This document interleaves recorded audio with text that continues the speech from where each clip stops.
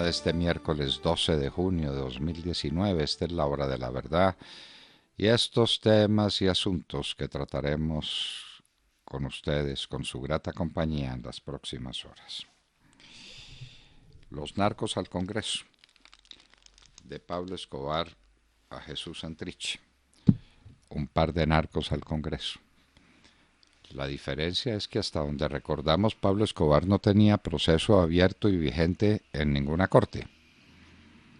Los jueces se morían de miedo y si abrían el proceso, los mataba Pablo Escobar, como mató a Álvaro González Santana para desquitarse de su hija, la valerosa juez, que fue la primera en abrir un proceso en contra suya. Entonces, Santrich está ante la Corte, nos preguntamos si la Corte tendrá carácter y valor para cumplir su deber. O empezarán con la táctica dilatoria y dilatoria y dilatoria, que es harto probable. En todo caso, los narcos al Congreso. Tiene toda la razón el presidente Duque. Ay, les han llovido rayos y centellas, porque ese no es lenguaje para un presidente. Perdóneme, pero es que el lenguaje tiene que estar acomodado a las realidades que expresa.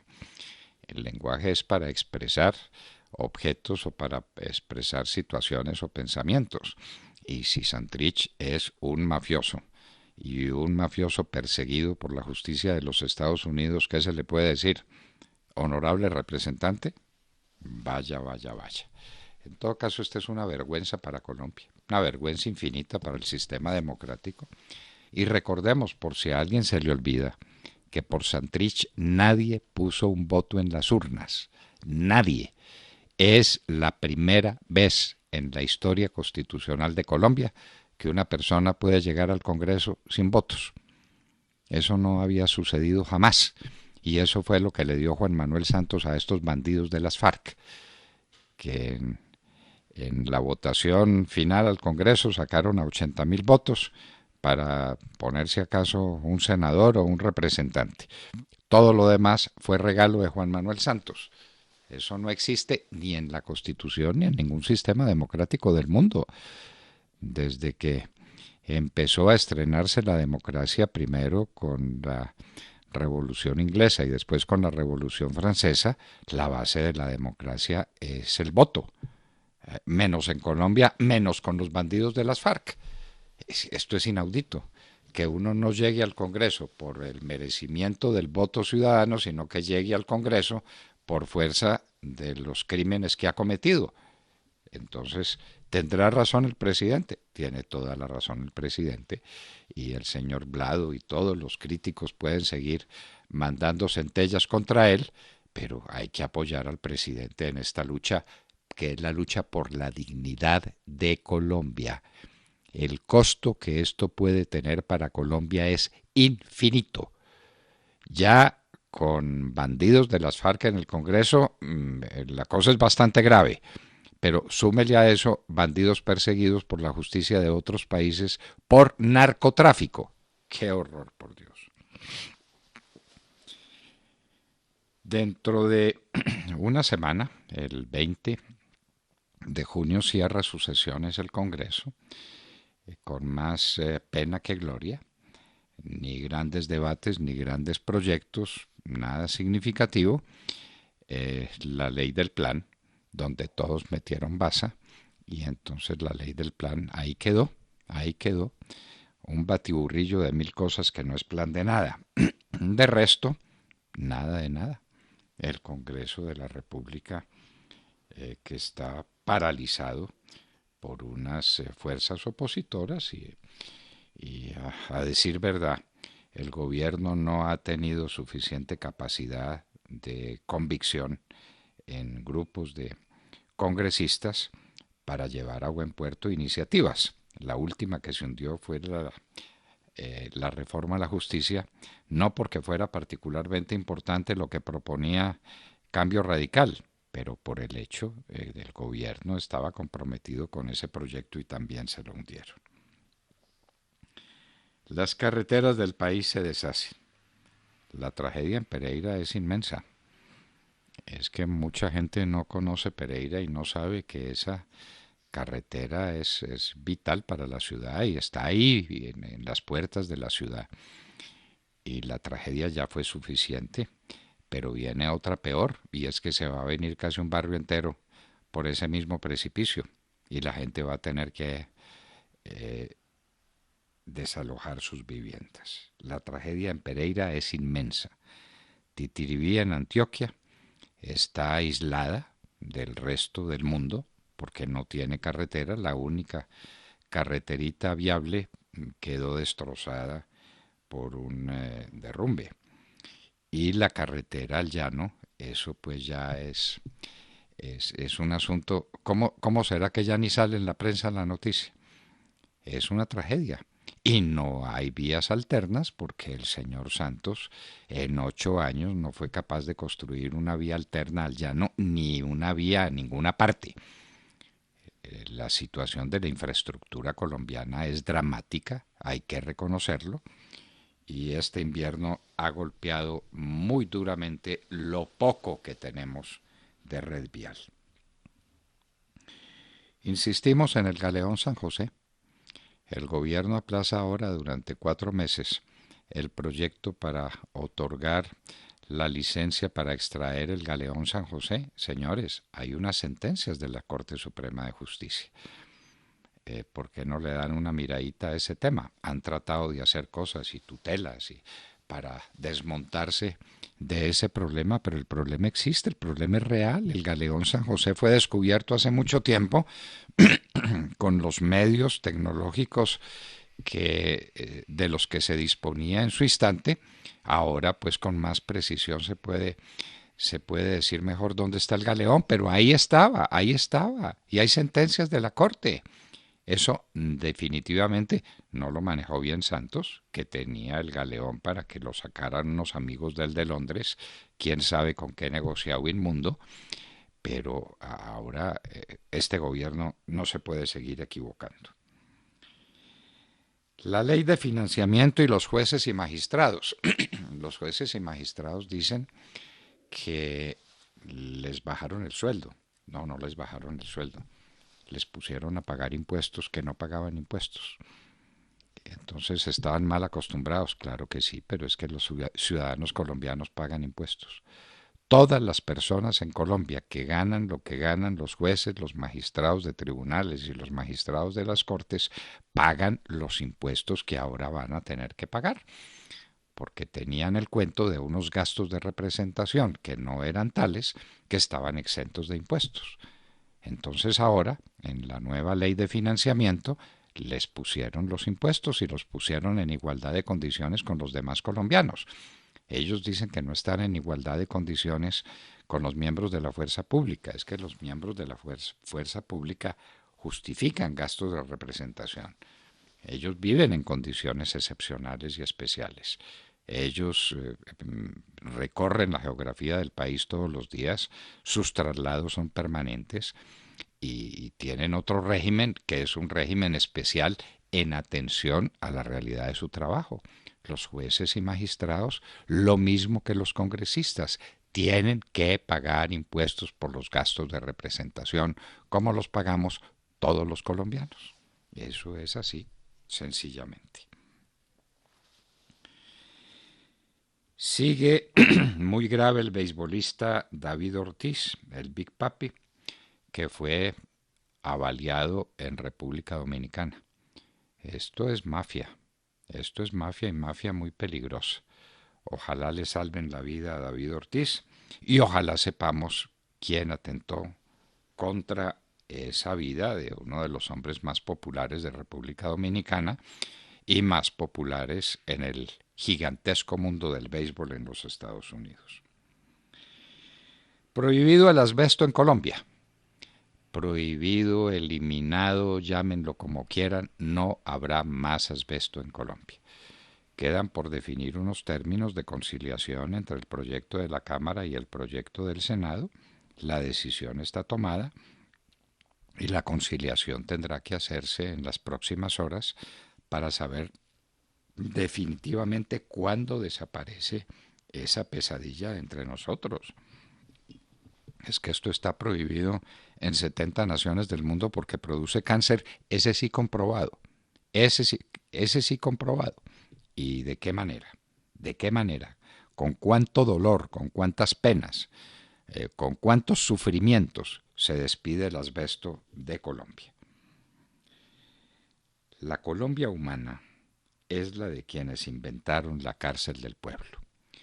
Está circulando por las redes una presentación sobre este tema dramático.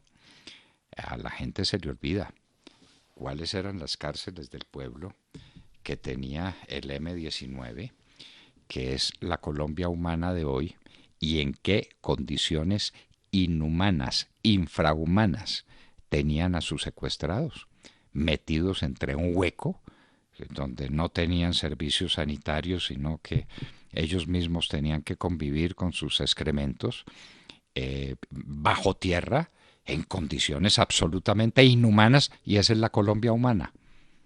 Y quieren que se nos olvide cómo mantenían a sus secuestrados. Eso no se nos puede olvidar.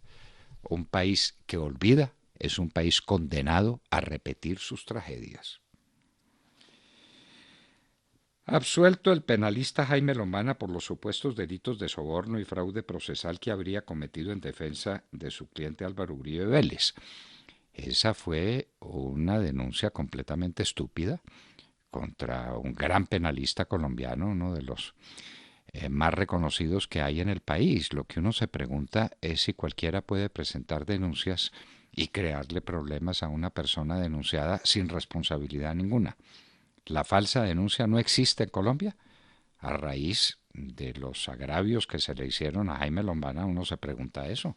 ¿No existe el delito de falsa denuncia? La Fiscalía le pide a un juez que decrete medidas cautelares en Hidroituango, unas medidas cautelares para proteger las poblaciones aledañas. El buchón es un problema que hay que resolver y hay que resolverlo inmediatamente. Y eso tiene unos costos, pero pues ya nos explicaban qué están haciendo, pues quiere decir que tienen que hacer mucho más. Y una planta de asfalto que dejaron abandonadas, unas medidas que no tomaron y que tienen que tomar para proteger la vida y el bienestar de las personas que están en la zona aledaña a ese inmenso proyecto nacional. ¿Qué pasó con las inversiones de EPM por fuera del país? El tema de Hidroituango pone otra vez en evidencia una situación que la EPM le tiene que explicar a los colombianos, porque la EPM es patrimonio del país, no solamente de Medellín y no solamente de Antioquia. La EPM está en muchos lugares de Colombia y es un símbolo de la buena administración y de los buenos resultados de una empresa industrial y comercial del Estado. Ese será el estatus que le podríamos dar a la EPM. ¿Y qué pasó con la inversión en Antofagasta? ¿Y qué pasó con la inversión en Panamá? Y parece que hay inversiones en Centroamérica. Y que contéstelo con seriedad, que iban a vender unas de esas inversiones para poder atender la emergencia de Hidroituango. Sobre eso no se volvió a decir ni una sola palabra. La EPM hay que rescatarla de esos problemas y tiene que afrontarlos. Y señores, se hicieron unas malas inversiones y se perdió una plata muy grande. Y EPM tiene músculo financiero para soportar esa pérdida, pero que sepamos la verdad. O no es verdad lo que se está diciendo, y la inversión en Panamá fue fantástica y la inversión en Antofagasta, Chile también. Sepámoslo. El artículo de Ana Lucía Mera sobre el infierno de la dosis personal. Por supuesto que no estamos de acuerdo con ella en ciertas observaciones que hace, como la de consagrar como el mejor político colombiano a Carlos Gaviria. Ese es un problema que no vamos a discutir. Pero Ana Lucía Mera, ella vivió el infierno de la droga. Ella sabe a partir de la dosis mínima a dónde se llega. Y ha escrito una cosa desgarradora que le tiene que llegar a la gente. Es que con esto no se puede jugar. Es que estamos jugando. A propósito de la dosis mínima, estamos jugando con la salud de la gente. ¿Qué? Libre desarrollo de la personalidad. Eso conduce directamente a la esclavitud, a la destrucción del ser humano, a la pérdida de todos los valores y de todo contacto con la realidad. En la hora de la verdad vamos a incluir en nuestra página ese escrito de Aura Lucía Mera, con recomendación muy particular para que lo lean todos, empezando por los padres de familia que tal vez no le ponen al tema suficiente importancia. Que el niño juegue por ahí, que pruebe, que pruebe. Una vez que probó, dejó de ser niño, dejó de ser un ser humano en libertad, en capacidad de buscar su propia excelencia. El presidente Uribe tuvo que recordar algo que a la gente también se le olvida. Este es un país olvidadizo. En el gobierno del presidente Uribe entregaron las armas real y efectivamente 35.000 paramilitares y 18.000 guerrilleros. Como ministro estuve en el programa de recibir a los guerrilleros que se desmovilizaban por la presión militar.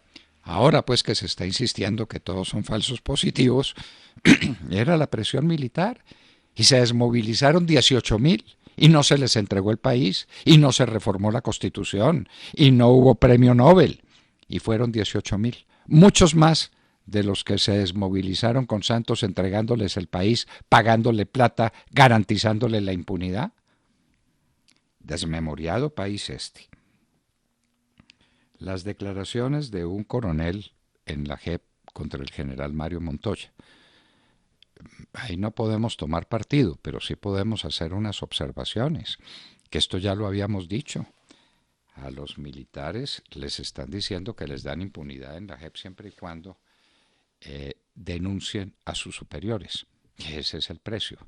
Y este coronel tan específico y tan valeroso, ¿por qué no fue valeroso y específico cuando tenía en sus manos la potestad de decir no cumplo esas órdenes malditas? Y como un varón y como un militar de honor digo que me voy, que pido la baja, pero no cumplo esa orden, si es que se la dieron. ¿Por qué ahora? ¿Y por qué ahora con el premio que le ofrecen de que si denuncia al general Montoya, entonces lo dejarán en libertad? Esto lo veíamos venir y lo dijimos muchas veces. Si un militar quiere quedar libre de culpa cuando ha sido culpable, a este coronel seguramente lo pillaron en actos indebidos y entonces la manera de salir de toda responsabilidad es acusando a su superior. No estamos defendiendo al general Montoya porque no tenemos conocimiento de causa, simplemente hacemos estas observaciones. Esto es un proceso diabólico en contra de las fuerzas militares y de los altos mandos de las fuerzas militares. Y nos preguntamos dónde estaba el carácter de los que ahora denuncian a sus superiores. Claro, tenían la obligación de obedecer. Nunca la obligación de obedecer un hecho indebido. Nunca. Ese deber de obediencia no existe. Usted, coronel, ¿por qué no cumplió su deber? ¿Por qué no tuvo el valor de denunciarlo a tiempo?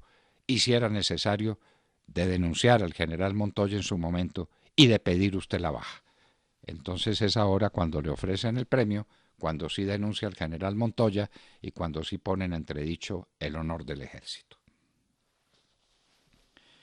Kosovo celebra 20 años de independencia de Yugoslavia. Asistió el expresidente Clinton de los Estados Unidos. Consejo de Seguridad de la ONU le da consejos a los militares de Sudán, porque no es otra cosa, les da consejos. Perdidos en el mar 30 venezolanos que trataban de abandonar el país. En una lancha se lanzaron hacia Curazao, la lancha desapareció y no se sabe de la suerte de esas personas que aparentemente naufragaron o están perdidas en el mar. Los venezolanos se tienen que tirar al mar o tienen que venir a Colombia a buscar algún horizonte, por lo que hemos dicho, por un plato de comida. 4 millones de venezolanos. Se puede poner usted indignado, señor ministro Arreaza, pero esa es la verdad. Ustedes están expulsando a la gente de Venezuela. Esto es de una crueldad infinita. Pero el mundo simplemente, de manera muy paciente, espera y ve la tragedia del pueblo de Venezuela con un desdén y con una lejanía que asombra. El vicepresidente Macri de Argentina, perdón, el vicepresidente de Macri, presidente de Argentina, que está aspirando a la reelección, sería aliado de Cristina Fernández, el señor Miguel Ángel o doctor Miguel Ángel Pichetto. Nadie entiende. Se asocia con un aliado de Cristina Fernández contra quien será la próxima campaña. Bueno, ni el diablo que entienda. Justicia nicaragüense sigue liberando presos políticos y garantizando impunidad por violencia oficial. Son las dos cosas a la vez. Esa famosa ley de amnistía le ordena al gobierno que suelte a los presos políticos, pero a los que cometieron todos los atropellos contra el pueblo nicaragüense, a esos se les da un manto, se los cubre con un manto total de impunidad. Boko Haram de Nigeria ahora ataca en Camerún. Produjo 26 muertos. Este caso que vamos a contar es, pues, dramático, pero eso está ocurriendo hoy. Túnez niega desembarco a 75 migrantes de Bangladesh que vienen en un barco egipcio.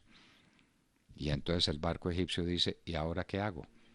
Rescaté del mar, como es mi deber, el deber de cualquier marino, rescatar del mar unas personas que se están ahogando, la rescato y ahora no me los reciben en puerto, no me reciben en ninguna parte. ¿Qué hago? ¿Los tiro al mar? ¡Qué horror, por Dios! California, de nuevo amenazada por incendios forestales. Una ola de calor inmensa hace temer lo peor otra vez en California. En el Congo, recuerden ustedes que hemos dicho muchas veces que está atacada por el virus del ébola. Ahora tiene una cosa peor que es el sarampión. Sí, señor, 1.500 muertos ha producido un brote de sarampión en el Congo. Maduro, en Venezuela, dice que la oposición no llegará al poder ni por las buenas ni por las malas. Pero con Venezuela no pasa nada. Consejo de Seguridad de la ONU, ¿para qué? OEA, ¿para qué? El policía del mundo que son los Estados Unidos, ¿para qué? Maduro, con la alianza de China y de Rusia, sigue haciendo lo que le da la gana con su pueblo. En Tucumán, Argentina, esta es una noticia importante, ganó la derecha en unas elecciones. Es como el triunfo de la derecha en España, de Vox, en Andalucía. Tucumán era un bastión de la izquierda, de los marxistas, y la derecha tuvo un triunfo sorprendente para la gobernación y para el Congreso, el Parlamento. Allá los estados tienen parlamento, bueno, sería equivalente a las asambleas de acá probablemente. Triunfo rotundo de la derecha en Tucumán. Pemex, la gran petrolera de México, está en unos problemas inmensos. ¿La salvaría una inversión privada? Es lo que se está discutiendo. Y para terminar estas noticias, un recuerdo. ¿Alguien tiene en mente qué pasó con Reficar? ¿Alguien sabe qué pasó? Lo único que sabemos es que se perdieron millonadas de dólares en unos negocios sucios, irresponsables por ninguna parte. Y en un día como hoy, en el año de 1942, una familia judía le regaló un cuadernito de apuntes, de memorias, a una niña llamada Ana Frank. En ese cuadernito produjo una de las obras literarias más conmovedoras y más importantes de todo el siglo XX, el diario de Ana Frank. De todo esto y de mucho más hablaremos con ustedes en las próximas horas en La Hora de la Verdad. Y los invitamos a seguirnos a través de nuestra señal de audio en alta calidad en TuneIn, en donde nos encuentran como La Hora de la Verdad. Igualmente los invitamos a sintonizarnos en los diales 710 AM en Medellín, 1200 AM en Cali y 970 AM en Bogotá. Y recuerden que estamos presentes en nuestra cuenta de Twitter, @Hora de la Verdad. A través de esta cuenta pueden seguir el minuto a minuto de nuestras emisiones. Los invitamos también a seguir nuestra transmisión a través de Facebook Live, con nuestra señal en vivo y todo el contenido de nuestras emisiones que está disponible en nuestro canal en YouTube. Tenemos nueva cuenta en Instagram, ahí estamos también compartiendo historias, videos, imágenes y todos los acontecimientos del país. Síganos en @lahoradelaverdad_oficial. No olviden visitar nuestra página de internet www.lahoradelaverdad.com.co, en donde pueden sintonizarnos y compartir sus opiniones a través del chat. Son las 6 de la mañana, 26 minutos. Comenzamos ya. Bienvenidos. En la red de Radio Red RCN, La Hora de la Verdad, con Fernando Londoño Hoyos y su equipo periodístico.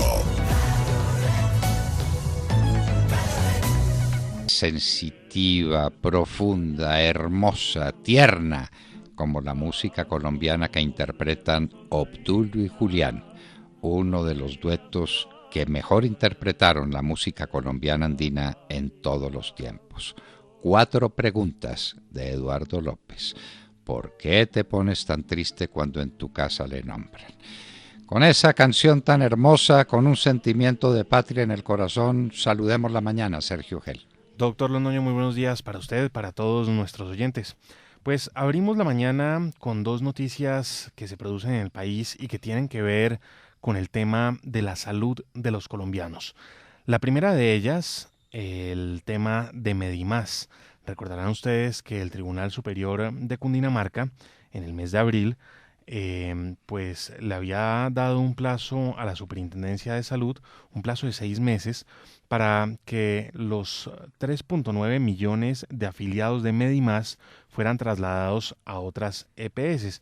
Esto, pues recordemos, surge de las dificultades operativas, financieras y administrativas que ha tenido Medimás, recogiendo además deudas de otras EPS. Todo esto surge, recordarán ustedes, del tema de Saludcop. Pues bien, se había dado esa orden en el mes de abril, trasladar a los pacientes de Medimás a otras EPS. Pero ¿qué pasó ayer? Se conoció que el Tribunal Administrativo de Cundinamarca resolvió un recurso de apelación que interpuso la mismísima Medimás y que evita, por el momento, el traslado de los usuarios a otras EPS, como el Tribunal Administrativo de Cundinamarca ya lo había ordenado. Así pues que quedan en un limbo, quedan atrapados allí los pacientes de Medimás, esperando a ser trasladados en algún momento a otra EPS. Pero ¿qué hay que esperar ahora? Que el Consejo de Estado se pronuncie. Esto Claro, es lo que porque tengo que corregirle una impropiedad en los términos, Sergio. El tribunal no resolvió el recurso de apelación. Admitió el recurso de apelación, como no podría ser de otra manera, y envía el expediente al superior ante el cual se apeló la sentencia. Tiene usted toda la razón. Sí, señor, la sentencia no está en firme. Claro. Entonces ahora el Consejo de Estado es el que se tiene que pronunciar. Ahora sí, el Consejo de Estado dictará la segunda instancia, que esa sí hace tránsito a cosa juzgada. Claro. Y entre tanto, lo que ocurre es que queda suspendido el traslado de pacientes de Medimás a las otras EPS. Recordemos, estamos hablando de casi 4 millones de colombianos que están afiliados a Medimás. Ahora bien, se pregunta uno, y es una pregunta de verdad muy inocente, y es ¿por qué los pacientes, por qué los ciudadanos que están afiliados a esta EPS, a Medimás, no se trasladan de manera voluntaria a otras EPS? Trasladarse de EPS es muy fácil, se hace por internet, los requisitos son muy sencillos. Para poder trasladarse de EPS lo único que hay que cumplir es con haber permanecido en una EPS durante 12 meses junto con sus beneficiarios, haber estado en la misma EPS y pues estar al día y no estar hospitalizado. Yo creo que pues son requisitos que muchísimas personas cumplen, pero la pregunta que surge es, bueno, ¿y por qué estas personas que están en Medimás, que podríamos decir están atrapadas en un limbo en donde no están recibiendo además la atención que corresponde y que merecen? Bueno, ¿por qué estas personas no se trasladan de EPS? Esa es una de las preguntas que surge con total inocencia. Claro. Cámbiese de EPS y no se queje tanto. Cámbiese de EPS. Si no le gusta su EPS, cámbiese de EPS. Hay un menú grande de EPS, hay un ranking que tiene la Superintendencia de Salud con base en la cantidad de tutelas, con base en las quejas de los usuarios. Escoja otra EPS y cámbiese de EPS, no se quede ahí atrapado. Bueno, esta es una de las noticias relacionadas con el tema de la salud de los colombianos que surgió ayer. La otra, una noticia muy positiva, y es la prohibición total del asbesto en nuestro país. Fue aprobado en la Cámara de Representantes con 0 votos en contra el proyecto de ley Ana Cecilia Niño. Recordemos, Ana Cecilia Niño fue una víctima del asbesto en nuestro país, falleció por exposición al mismo de un mesotelioma pleural, un cáncer pues que se deriva precisamente de la exposición al asbesto. Fue aprobado este proyecto, queda prohibida la comercialización, la explotación, la exportación y en últimas la utilización del asbesto en nuestro país. ¿Qué viene ahora? Pues viene la conciliación entre los textos de Senado y Cámara. Hay algunas diferencias que tienen que ser definidas para el texto final del proyecto, pero lo cierto es que la Cámara de Representantes dio un paso firme, un paso adelante ayer con la aprobación de este proyecto de ley presentado por la senadora Nadia Blel del Partido Conservador, una iniciativa que además, hay que recordar, se había hundido 7 veces en el Congreso de la República. Así que, pues la octava fue la vencida en este caso y es una gran noticia para nuestro país. Yo me lo tomo a manera muy personal, como sobreviviente que soy de mesotelioma peritoneal, pues celebro profundamente esta noticia, la prohibición del asbesto en nuestro país. Así que noticias positivas, pues esta, doctor Londoño, la prohibición del asbesto en Colombia, y la otra noticia, pues la de Medimás, una noticia que lo pone uno a pensar y a preguntarse por qué entonces las personas no se trasladan voluntariamente a otra EPS. Pero en este momento no está vigente la orden, ni estuvo nunca vigente la orden de que la gente de Medimás, los afiliados a Medimás, sean trasladados a otras empresas prestamistas del servicio de salud. Porque la sentencia nunca hizo tránsito a cosa juzgada. Claro, no quedó ejecutoriada. No quedó ejecutoriada, se interpuso el recurso, lo estaban celebrando como un gran triunfo, pero es lo más elemental. Sentencia de primera instancia, se apela y pasa a la segunda instancia, que es el Consejo de Estado. Lo que pasa es que el daño que se le hace a Medimás es un daño enorme, porque los proveedores dicen, bueno, yo le mando a Medimás, pero no se le olvide pues que tiene semejante espada de Damocles. Claro, el futuro es incierto. Es altamente probable que se confirme la sentencia, porque uno supone que un tribunal no se vaya a equivocar en tema de tanta monta. Entonces yo como proveedor digo, no me arriesgo más, no le mando más a Medimás y que me pague lo que me debe. Y entonces se agrava el problema de Medimás, la gente va a estar todavía más intranquila, como usted dice, más atrapada. Cámbiese de EPS y no espere a que lo cambien a la fuerza después de una sentencia. Claro, porque además cuando lo cambian a la fuerza no es que uno escoja la EPS, simplemente le van a decir, mire, usted se va para esa EPS, punto. Claro, y ahí queda atrapado mínimo un año, porque el requisito es estar un año para poder cambiarse. Exacto, al año se pueden cambiar. De Mar Corto. Doctor Fernando, compañeros de la mesa, oyentes de la hora de la verdad, muy buenos días. Pues lo de ayer pasará a la historia de Colombia como el más vergonzoso día para la democracia y el Congreso de la República, que vio con verdadero horror cómo se posesionaba el guerrillero de las FARC, alias Jesús Santrich, quien es solicitado en extradición por los Estados Unidos por conspirar para enviar 10 toneladas de coca a esa nación. Santrich, que empezó su trámite de posesión ante la Cámara de Representantes desde el día lunes, ayer sobre las 8 de la mañana juró cumplir con la Constitución y la ley para ser representante a la Cámara en medio de las solicitudes de la Procuraduría y de la Presidencia de la República para que se decida sobre la captura en su contra con base en las pruebas que son videos, audios y testimonios, declaraciones de Marlon Marín, quien fuera su socio y fuera sobrino o es sobrino de alias Iván Márquez, quien se encuentra prófugo de la justicia, obviamente, y de las autoridades que ya no saben dónde se encuentra, si en Venezuela o en Colombia.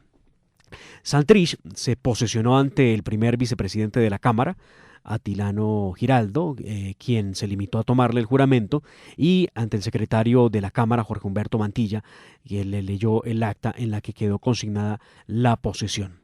Entre tanto, el presidente Iván Duque expresaba la indignación de millones de colombianos que no aceptaremos de ninguna manera que un sujeto solicitado en extradición se siente en una curul para legislar, cuando debería estar respondiendo ante la justicia por los señalamientos en su contra. Esto fue lo que dijo el presidente Iván Duque en medio de la posesión, o más bien posterior a la posesión de Jesús Santrich en el Congreso.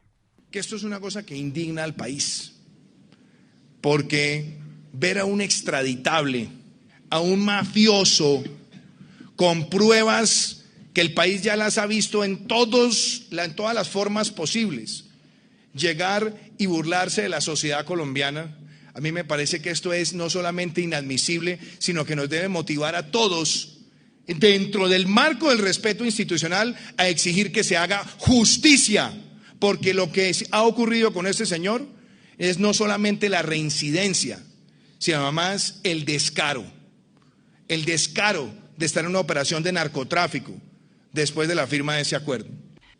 Y también está la luz de esperanza de que la Corte Suprema de Justicia, a través de la Sala de Instrucción, con esa evidencia tan clara, también proceda a dictar la orden de captura y a que haya una sanción ejemplarizante. Santrich recorrió el Congreso de la República en medio de los comentarios en los pasillos de rechazo a su presencia. Luego se presentó ante la Corte Suprema de Justicia con sus abogados y en la tarde llegó a su tribunal. Me refiero obviamente a la JEP, donde conversó sobre su situación jurídica, reunión sobre la que no tenemos mayores detalles. Ya veremos entonces qué ocurre con el solicitado en extradición en la Cámara de Representantes, pues para vergüenza de la patria, que llegará a sesionar el día de hoy, muy seguramente. Por otro lado, les cuento que estamos a una semana de terminar las sesiones ordinarias en el Congreso de la República con un balance que yo llamaré agridulce. Lo digo porque se logró aprobar Plan Nacional de Desarrollo, se logró aprobar Ley de Modernización de las TIC, dos proyectos que eran claves, fundamentales del gobierno del presidente Iván Duque, pero se hundieron iniciativas como la reforma política, como la reforma a la justicia, dos proyectos impulsados por el Ejecutivo y que eran de la mayor importancia y pasaron a mejor vida para volver a ser presentados porque los dos están listos en el partidor para ser radicados muy seguramente el 20 de julio. Por ahora, en el orden del día que acabo de revisar, doctor Fernando, se agendaron, oigan bien, 85 proyectos para ser debatidos antes del 20 de junio. Cuando sale el Congreso por un mes a receso para retomar las sesiones el 20 de julio. En la discusión de hoy está sobre la mesa un proyecto anticorrupción de los pocos que sobrevivieron. Este proyecto prohíbe que el servidor público de elección popular realice cualquier gestión para que la persona natural o jurídica que financió su campaña en cualquier monto reciba contratos o subcontrataciones en entidades públicas. Veremos pues cómo avanzan las discusiones para cerrar la primera legislatura, donde hubo pocos debates y mucha discusión alrededor de cualquier otra cosa menos de la legislatura. Sí, señor. Algunas cosas se aprobaron, otras se hundieron. Un resultado ahí discutible, pero pues ¿qué se le va a hacer? Muy bien. Entonces, Tata Castro. Muy buenos días a todos. Hoy se conocerá al primer campeón de este año del fútbol profesional colombiano. Junior y Deportivo Pasto jugarán a partir de las 7:45 de la noche en el estadio El Campín de Bogotá el juego de vuelta que decidirá al campeón del primer semestre. Pasto tiene la obligación de remontar el 1-0 a favor del Junior en la ida si quiere pensar en el título. Los directivos del conjunto nariñense escogieron el estadio de la capital colombiana para jugar como locales, ya que el de Ipiales no cumplía con los requisitos mínimos para la final. Por el lado del Junior van por su segunda estrella consecutiva, la 9ª en total. Saben que no se pueden confiar, son favoritos, pero tienen claro que todavía no se ha ganado nada. Se enfrentan a un equipo renovado en un 90% que ha sido protagonista todo el torneo de la mano de su técnico Alexis García, quienes van por su segunda estrella y además contarán con el apoyo de más de 10.000 pastuzos, óigase bien, que se desplazaron a la capital colombiana para unirse a la inmensa colonia que reside en Bogotá. Se abre el telón de un nuevo episodio del fútbol profesional colombiano, doctor Londoño. Comesaña frente a Alexis García, los Tiburones frente a los Volcánicos, Pasto por la hazaña, Junior por su segunda estrella consecutiva por primera vez, todo en un campo neutral, a 2.600 metros más cerca de las estrellas. Bueno, gran partido Y gran tarea de Alexis García. Ojalá lo dejen y ojalá pueda desarrollar un trabajo de capacitación de estos muchachos y de que en la provincia surjan buenos equipos de la mano de grandes técnicos. La clave está ahí y en el respaldo del público. El Junior tiene merecimientos de mucho tiempo atrás, ha sido campeón varias veces, es uno de los clubes bien organizados y solventes económicamente que tiene el país, tal vez Nacional y Junior, ¿no?